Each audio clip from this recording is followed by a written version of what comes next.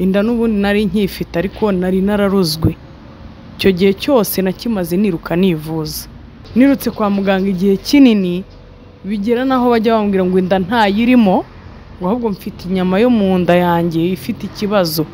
Nageze igihe ndiheba, mwa abantu ngo mbabwize uko nageze igihe ndiheba, warangiza ukaza muri comment ukandika ngo sida ngo iramwishe. Ndamutse nanayirwaye nta gitangaza cyaba kirimo. Sida yandurira mu mibonano mpuzabitsina kandi nta bumuga afite bwambuza kuyikora. Sida yandurira mu maraso kandi umubiri wanjye ntukoreshwa n'amazi. Nagiye kwipimisha ejo bundi, bancisha no muri ecographe, mbona ko umwana ari mu nda kandi ameze neza. Mu gihe ndasaba abantu kumba hafi kuko ndenda kubyara. Gaho hari igihe wicara mu nzu ukumva utaye icyizere cy'ubuzima.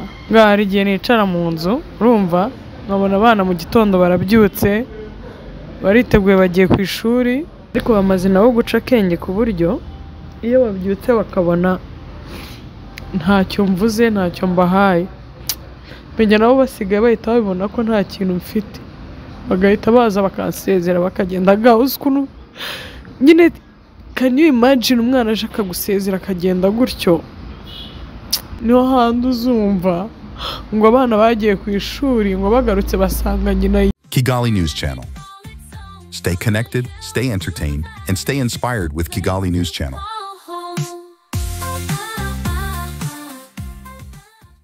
Hello guys, bakunzi ba Kigali News Channel, reka ntangire mbaha ikaze ndetse nanabashimira mwese mwamaze gukora subscribe kuri Kigali News Channel.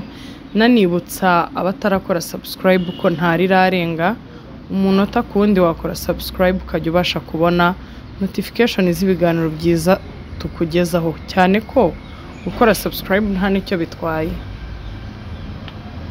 ntacyo bihombya, ahubwo hari icyo byinjiza. Wowe warayikoze? Njyewe narayikoze. Wayikoze ryari? Nayikoze mbere yuko habaho channel.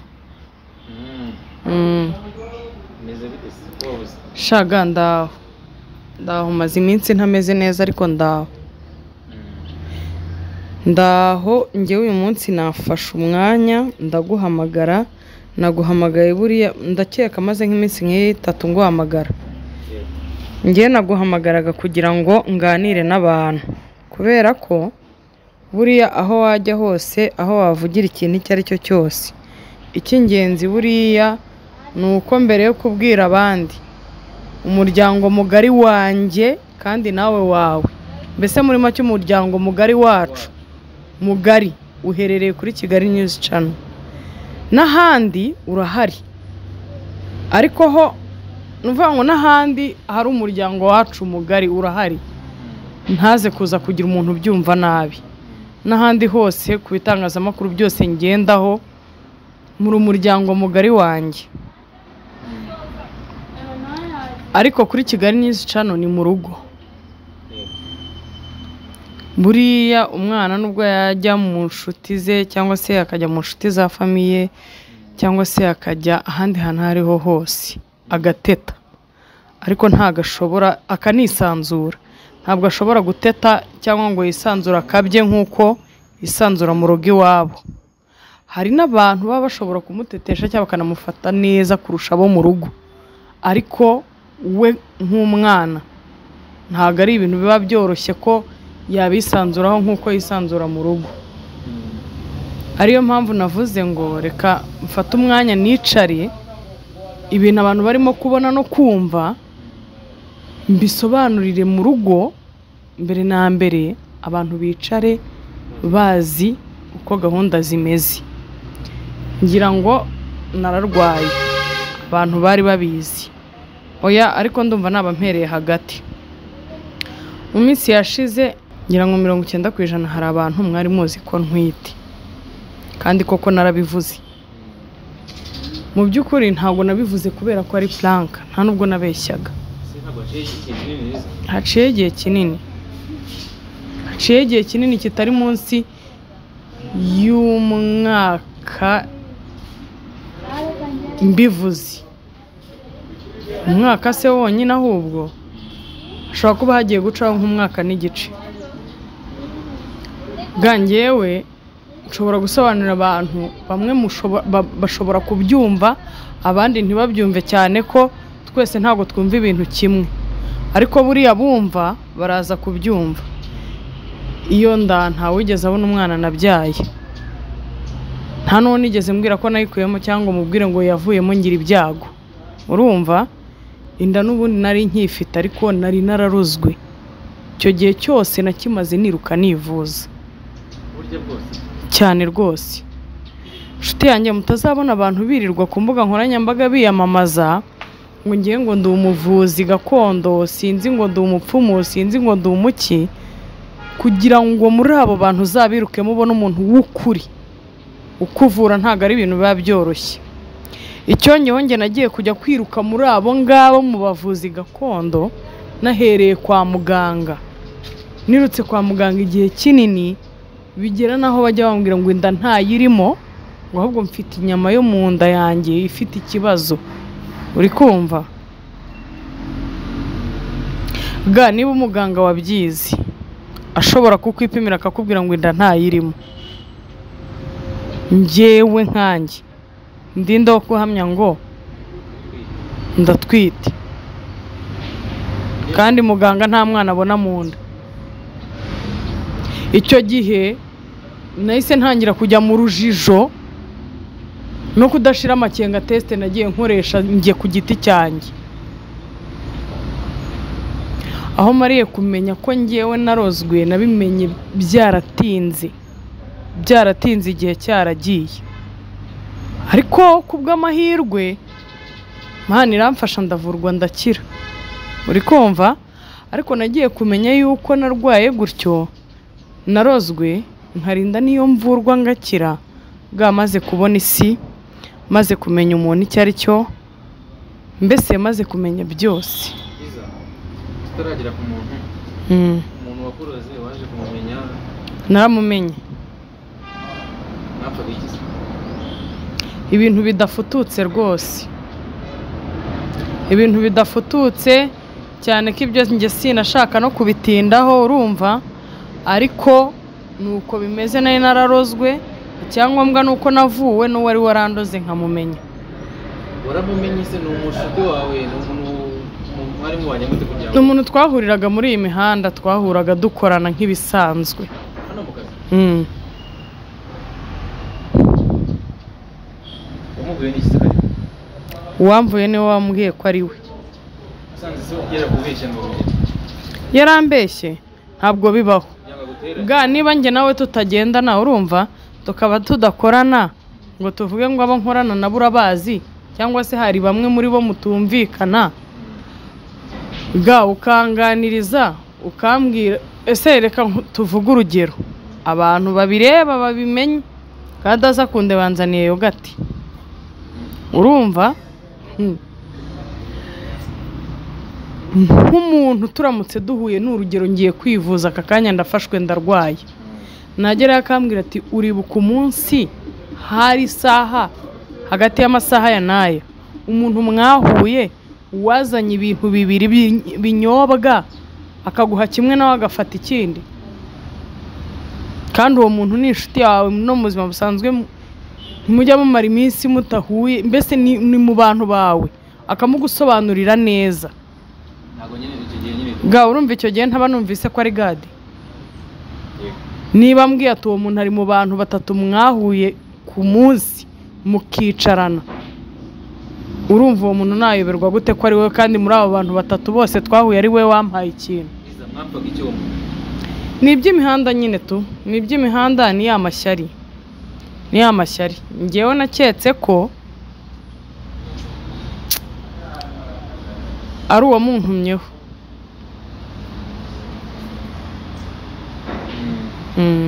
Hari umuntu se mwamufitanye ikibazo ku buryo ari guca muri uwo muntu? Hari umuntu twari dufitanye ikibazo, kandi uwo muntu yari inshuti ye, yari inshuti ye, ahubwo njye ntabwo nakekaga ko byagera kuri urwo rwego. None se abantu bari kuvuga nyine, abantu babonye iki, babonye gute muri iki gihe? Ariko reka nkubaze, tujye tunyuzamo tubwizanye ukuri. Ama YouTube channel nicaraho si menshi, abantu dukorana tureka abadukurikira reka tujye kubo dukorana abantu dukorana muri uru ruganda ga niba umuntu umukorana mu buzima bwa buri munsi aguhamagara akakubwira ati banguka umpe ikiganiro ubizi neza ko ikiganiro umuhaye agiye kugicuruza agiye kwinjiza amafaranga habanye cyane 90% n'ayaguhaye yarangiza uwo muntu ukaba warwara ugahera mu nzu ga ukaryama twese ukarwara ugahera mu nzu ga no kujya kuri toilette bikanga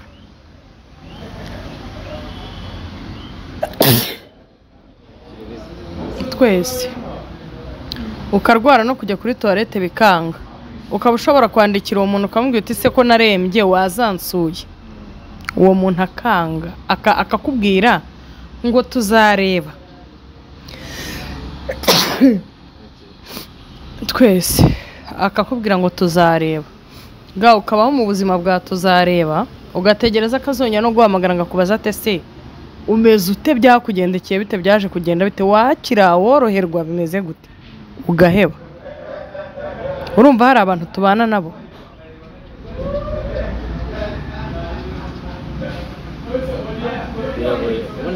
niba ushobora kubwira umuntu abantu bagera muri 5 bose mwakoranaga kandi mwari mubanye neza nta kibazo ukababwira ati sha rero ngewe nararwaye nararembye naheze mu nzu meze nabi ubishoboye wansura kareba uko meze ukanankorera inkuru ukamenyesha abantu ko ntameze neza urumva ukamenyesha abankurikiraga iwawe ko ntameze neza bareke no kubona batambona ngo bagire ngo hari indi mishinga nagiyemo kandi ndi gupfa niba hari n'uwabasha byibuze no kumpamagara akaza no kunsura kuko nabanje no kujya njya kwa muganga nkabayo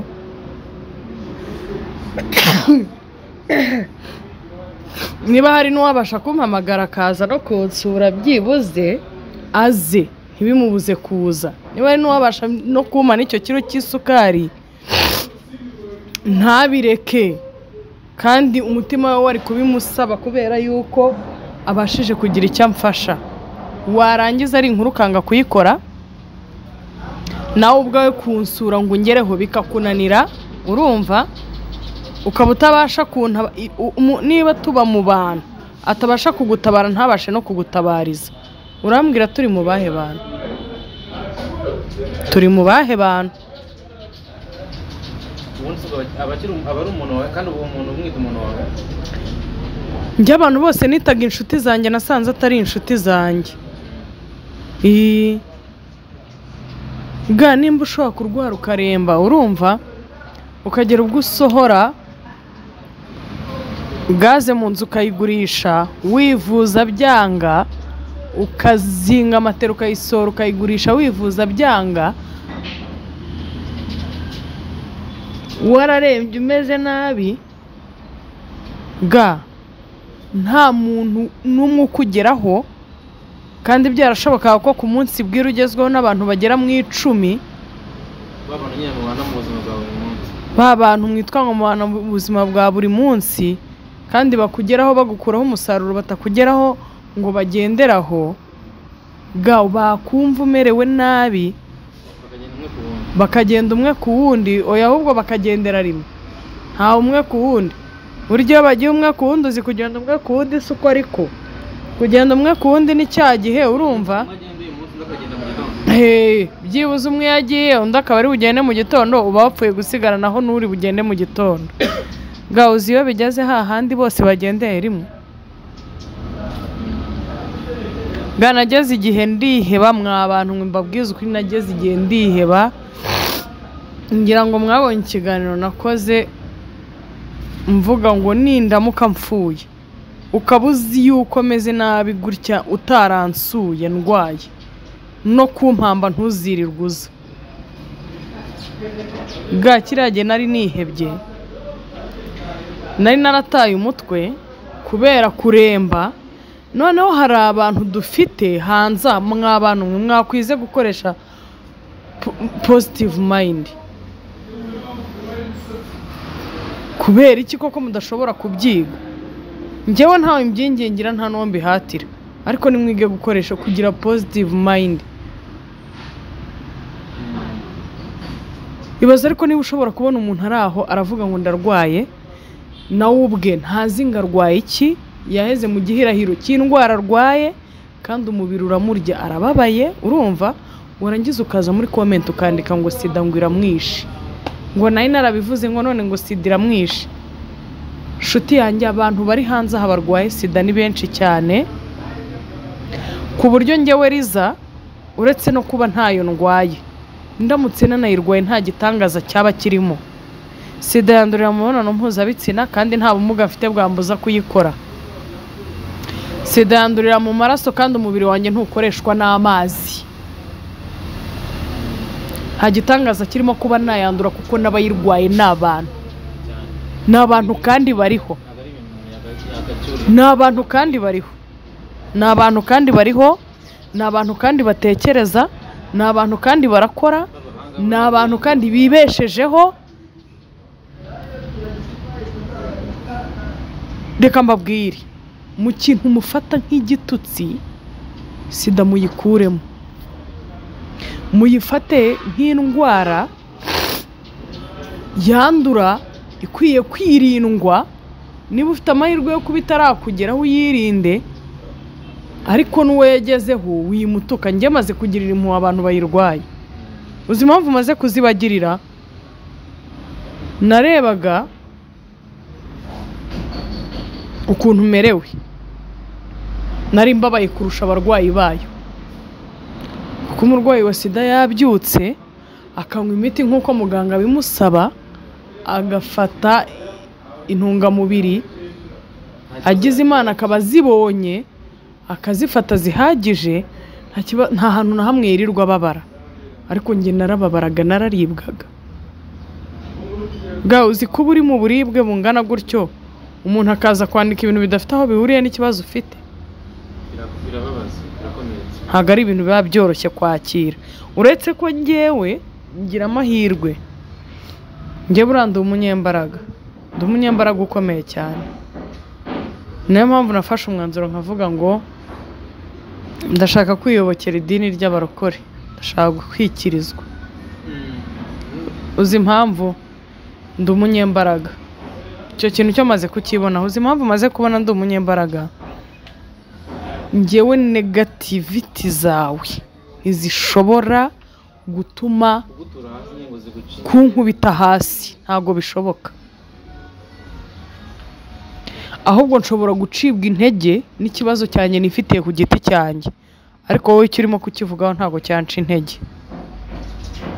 Kuko wowe iyo uje uri muntu urimo kunsenya imbere yanjye ubarwa nk'utahageze. Ariko nta n'impamvu yo gusenyera cyangwa umwacira undi rubanza kubera yuko twese dufite imibiri, turi ku isi, turagenda.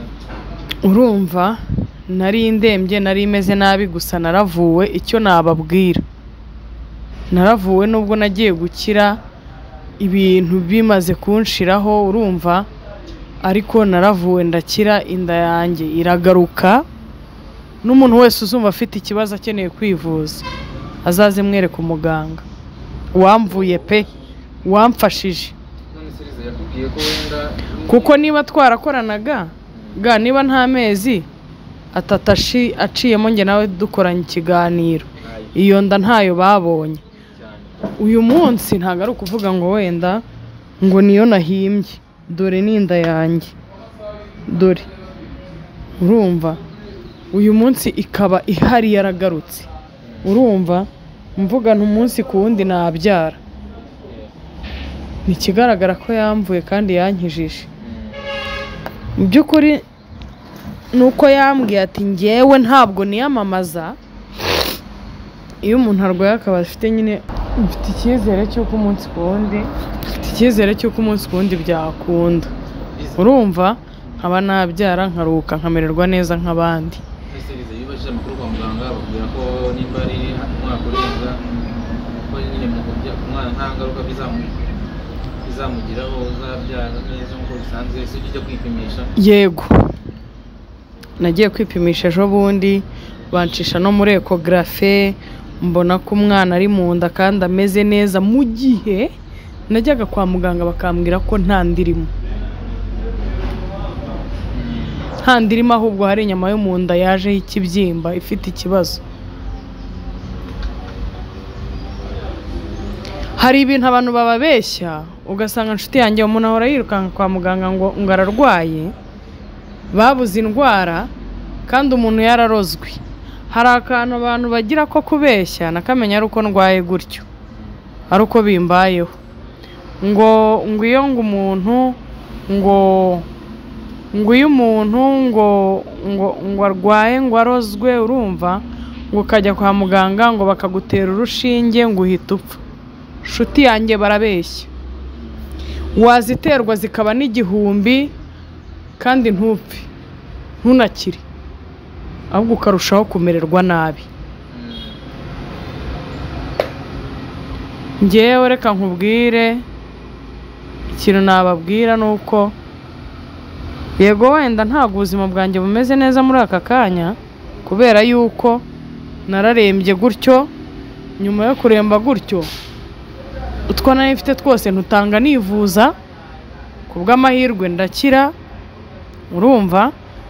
N'ubu hari umuti nkiri kunywa umfasha gusohora iyo myanda, urumva. Ariko uko biri kose ndashima Imana. Ikindi ndasaba abantu kumba hafi, kuko ndenda kubyara, urumva, kandi naracucuwe n'ubwo burwayi, uri kumva, ku buryo nageze aho ngaho nkajya nsaba n'abantu kumfasha kugura byibuze imiti igabanya uburibwe. Kuko kwa muganga nari ngeze kuri rwa rwego rwo kujya njyewe bakampa imiti igabanya uburibwe gusa, bakambwira ko indwara yanjye batari bamenya ngo ni indwara ki, itari yagaragara neza ngo bamenye iyo ariyo. Urwo rugendo kwivuza byari bimeze bite nyine? Shaga byari ibintu bigoye nyine kuri rwa rwego. Nese ubu nagusobanurira gute? Byari ibintu bigoye. Cyambere, uwo musaza ntatuye i Kigali, icyo ni icyambere. Kujyayo byabaga binsaba amatike, urumva.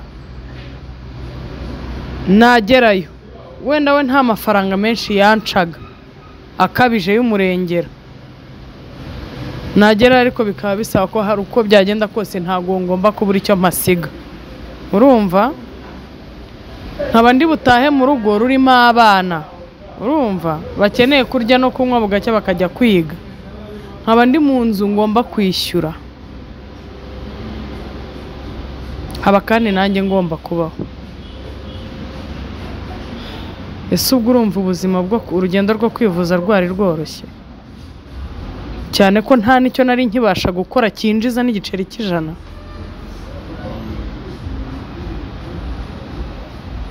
Kuva aho maze gukirira nkoze ibiganiro 3 nibwo neguye umutwe. Ubundi narakoraga ariko meze nabi. Nuje ngo dukorane akaza avuga ko aje kumfasha gutabaza, aje kuntabariza, ariko akabaje ntacyo aje kumarira kindi. Ese ga ubwo urumva byari byoroshye? Mbese niba biza nyine uyu munsi kubaho nyine bimeze bite ubwo ubuzima bwawe? Ngareka nkubwire ikintu navuga, ntago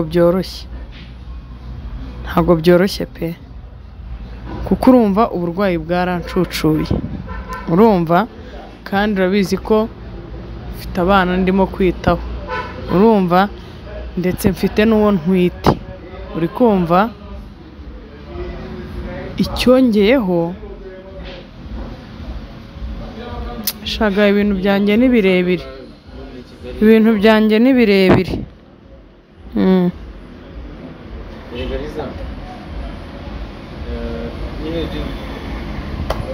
nibura nyine jya ubwira abantu bawe bamenye nyine ukuntu ibintu bihagaze. Ni ukuvuga ngo mu burwayi bwanjye, igihe namaze mfite ubwo burwayi, byageze kuri cya gihe, urumva, na nyirinda anjya kure kuko ntiyumvishaga ibyo ari byo. Anjya kure asa nk'aho anyitarukije, urumva, ku kubera iki? Kubera ko ibyanjye yabonaga ari urusobe. Ikindi akabona uburyo mbabayemo nkeneye kwitabwaho bikomeye. Kandi urabizi akenshi abagabo nta kintu bitaho cyane, noneho iyo atari umuntu mwabanaga, ari umuntu mwavuga ngo mwakundanaga ibyo gusa. Byageze aho nawe ubwe abifata nk'ibintu by'urusobe anjya kure. Nk'ubu ngubu yaragiye, numva ngo ari muri Kenya, nta nubwo nzi ngo aherereye he. ntabwo muvugana kuri telefone? Ntabwo tuvugana. Ntabwo tuvugana kuko urumva yavuye mu Rwanda akoresha nimero y'inyarwanda ariyo nari mfite. Arahindura ntiyakubwira? Hageze yarahindura, ntiyigeze yongera kumvugisha. Urumva? Ubwo ni ukuvuga ngo n'ubwo buzima ndimo. Meze nka wa muntu, mbese turaho tumeze neza, meze nka wa muntu. Meze nka wa muntu babajije ngo mumeze mute, akavuga ibiterekeranye yarangiza akavuga ngo ariko tumeze neza. Natwe turaho turabwirirwa tukaburara, ibyaba ngombwa tukarya, byakanga tukaburara. Mana yabyemera bigakunda. Mbese muri make turaho tumeze neza. Turashima. None se wagira ute? Mu bintu byiza tugomba gushima. Ese ni iki kintu wabwira abantu batureba, abantu bacu? Sha ikintu nababwira ni kimwe. Umuntu uzi ko yambaye hafi indwaye yarakoze, kandi n'ubu sha ntabwo barenze 3. Umuntu uzi ko yagize ikintu amfasha mu kwivuza yarakoze. Ikindi kandi ikintu nababwira, nkeneye abantu kuko ndi muri situation itari nziza na gato. Ndi muri situation itari nziza na gato ku buryo uretse no kuvuga ngo kugira ikindi kintu nimarira icyo ari cyo cyose, no kubaho mu buzima bwa buri munsi birangoye n'abana.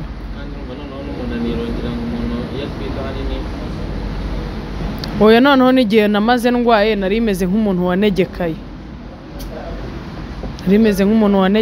N'imbaraga ntazo.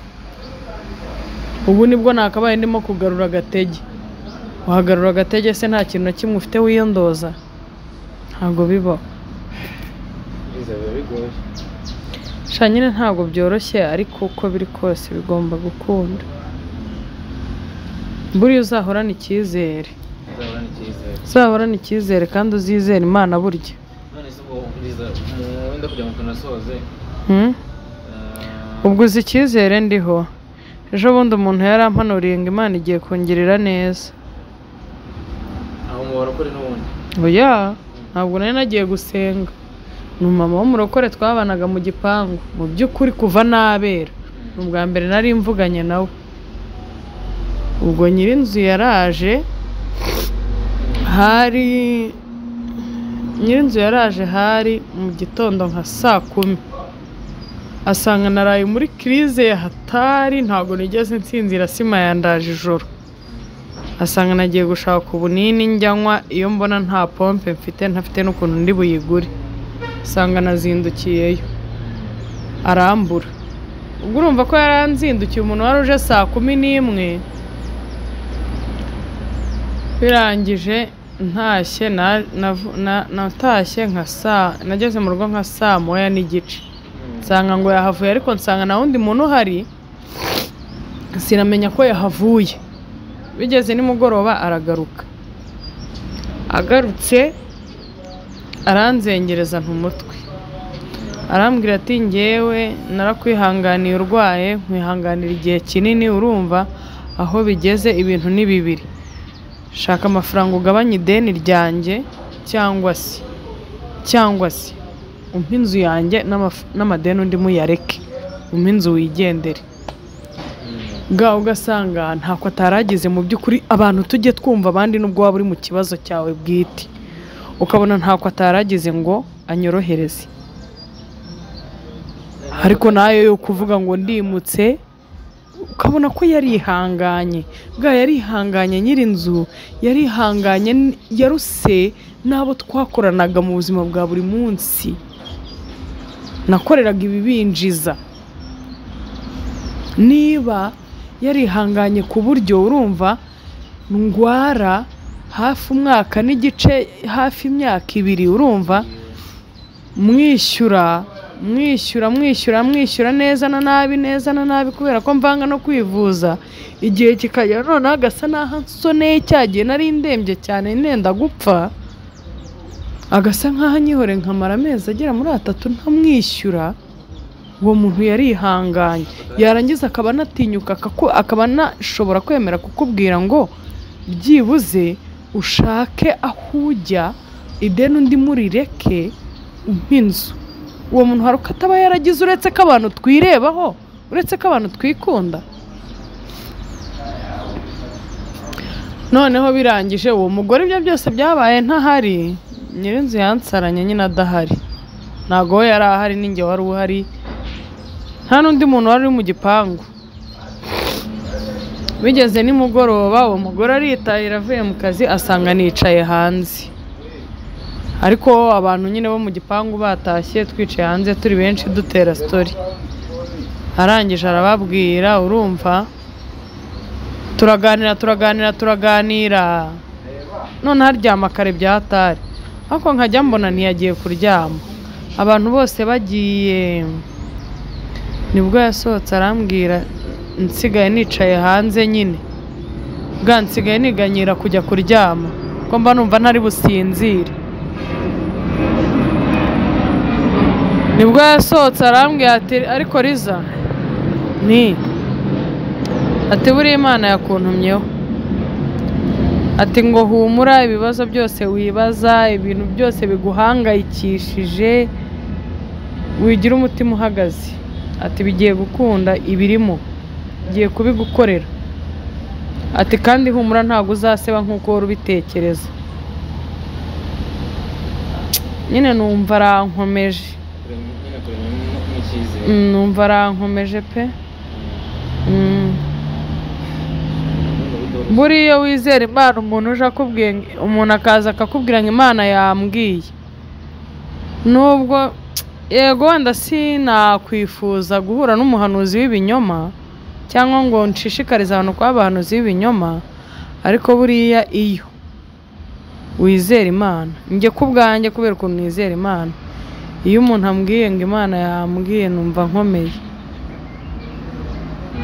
Numvisha asa nkansubijemo agatege, ariko reka nkubwize ukuri, ibintu bimeze nabi, n'ubu ngubu bimeze nabi.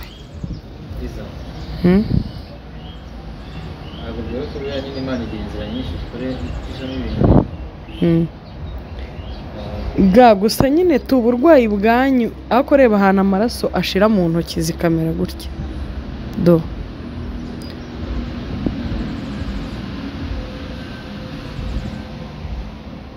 zikaba umuhondo gutya. Kubera icyo urarwaye, ntubasha kurya, nta kintu na kimwe ushoboye, ntaho nkiriye, ntacyo mfite, ahubwo ni stress gusa, ni ibibazo, ni imihangayiko. Mana reka nkubwize ukuri pe, abantu biragora ko twumva abandi, biragora, ariko ni ukuri kw'Imana. Njye Imana izambabarire igihe kimwe, izampa ubushobozi. kubikora bizabikora kandi zabuga ubushobozi, kubera ko Imana irakuzi, twese irakuzi. Ngaho uzi ko hari igihe wicara mu nzu ukumva utaye icyizere cy'ubuzima, ibyo bintu bijya bikuba. Uzi ko nabonye impamvu, uzi ko maze kubona impamvu abantu biyahura. Yego kwiyahura ni icyemezo kibi kigayitse cy'ubugwari, ariko ntabwo imitima yacu yose ikomeye kimwe. Hari abantu bafite imitima itazi kwihangana. Hari igihe ubona nka situation urimo wicaye nko mu nzu wenyine, noneho njyewe Imana yanyihereye impano, ngira impano yo kurenzaho, nkijijisha, nkerekana ko ntari burangira n'akantu ko kwihagararaho muri njye. Buriyo ngiye kujya kwicara kuri kamera nkavuga nka gutya,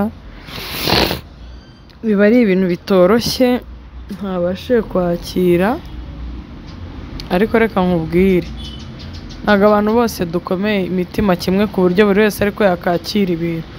Ngaho hari igihe nicara mu nzu urumva nkabona abana mu gitondo barabyutse bariteguye bagiye ku ishuri, iby'umunyonzi byo ntibakibivuga, ibyo barabicecetse barabizi nabo urumva, nkabona bariteguye baragiye ntawumbajije, nabo urebye bamaze kumenya ubwenge, bamaze kubona ko ahari nyina nta kintu agishoboye na kimwe,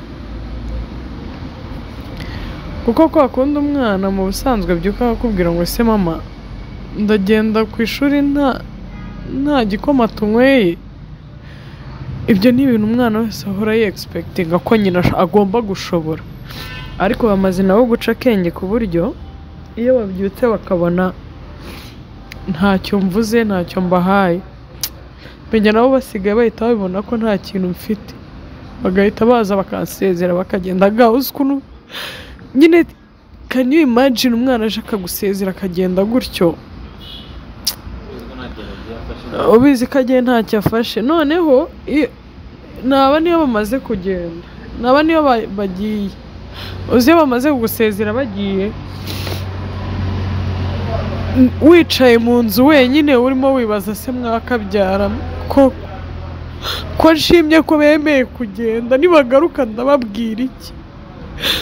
Ukibaza se ntoro kenshi, ukibaza ikintu cyo gukora kikakuyobera, niho handi uzumva ngo abana bagiye ku ishuri ngo bagarutse basanga nyina yiyahuye mu nzu.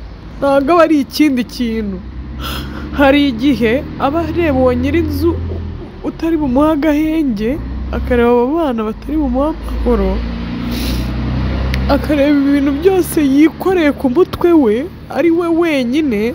Noneho ujye wibuka ko njyewe ndi ikinege, nta muntu mvukana nawe, nta mama mba ndi bujye kubwira ntawe mfite, nta papa mba ndi bujye kuririra, urumva? Ngaho ndi wa muntu n'ubusanzwe niyo ndwaye ndi mu nzu njyenyine, hari n'igihe n'umuntu akubwira ngo ubundi ngo ko uba uri mu buzima nk'ubwo ngo ububyare biki, reka nibyarire, reka mbyare ntiremere umuryango. Nkeneye umuryango njyewe, nkeneye umuryango nkeneye abana ahubwo ntabo mfite. Niho ujya kubona ukabona ngo depression yishe umuntu ariyahuye cyangwa ngo arasaze. Maze kubona ko nyine kwiyahura ari icyemezo cy'ubugwari gisebye kimwaye, ariko ntabwo ari buri muntu wese wabasha kwihanganira ibintu mbona kuri iyi si. Niba ari wenda ari imyaka ngezemo, niba ari ibigomba kubaho nyine ku muntu uwo ari we wese, ntabwo mbizi.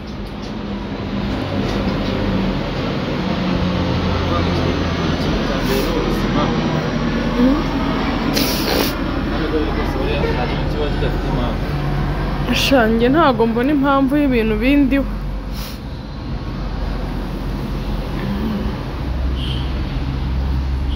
Ntayo mbonaga. ariko rwose buriya Imana igira inzira nyinshi cyane iriza, kandi buriya akenshi kiba ari igihe kitaragera. Ntabwo mbizi, nta kintu nizeye, gusa nizeye Imana yo mu ijuru yonyine ishobora byose. Seriza kumva nayo gusubira mbwa ati dufite iminota ingahe? ahubwo nayo ngiye kuvuga nti dusoze, uri wenda hari nk'umuntu hano hanze ari kutureba sibyo, nawe ufite ikibazo cy'uburwayi runaka sibyo, wenda akaba avuga ati Liza ni gute nanjye wankiza kuri uwo muntu nkaba nagira. Shange sindi mubi nk'uko abantu babitekereza, sindi kibi nk'uko abantu bamfata. Gawe ikintu kimaze kumbabaza 90%. Gawe uzi ko abantu ukuntu wowe unzi, wowe Liza wanyawuzi, mani abantu bamfata nk'igikoko, abantu bamfata nk'umuntu w'umunyamahane, abantu bamfata nk'umugome. man ngiye ukuntu mumfata siko ndi uzumva akeneye kwivuza azambwire njye murangireyo agende bamuvure. nyine wumva ko umuntu ashatse kukuvugisha uburyo bumwe cyangwa ubundi ari uwo nguwo ushaka kugira ngo umurangire nyine uwo muganga ari ukeneye kukuganiriza mu bintu bisanzwe arunyandikira yanyandikira kuri nimero yanjye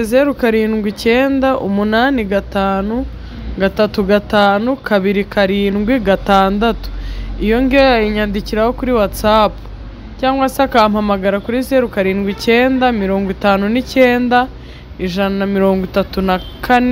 134 iyo ngiyo ni ukuyimpamagaraho gusa.